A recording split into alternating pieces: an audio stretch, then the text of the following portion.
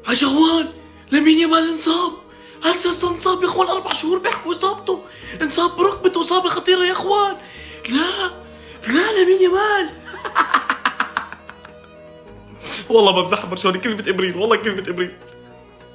انا بعرف انه قلبك وقع، سامحني بالله عليك انت سامحني، بس حبيت اشوف ردة فعلك.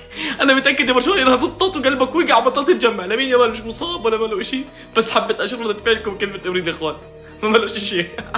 البرشلوني قلبه، والله قلبك وقع يا برشلوني انا متاكد. حاج اخوان، الصحفي بيسال بدري بيقول له مين تتوقع يكون في نهائي دوري ابطال اوروبا؟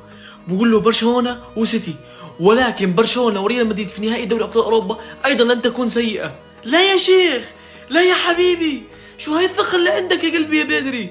قال النهائي بين برشلونه وسيتي، واذا كان ضد مدريد برضه مش اشي سيء. بالله شو هاي الثقه اللي عندك؟ اذا بدك كيف تحكي زي هيك بدري؟ اول شيء انت شارك في المباراه يا قلبي، بعدين تحكي، وبعدين تخطى باريس اول شيء، بعدين تتفلسف.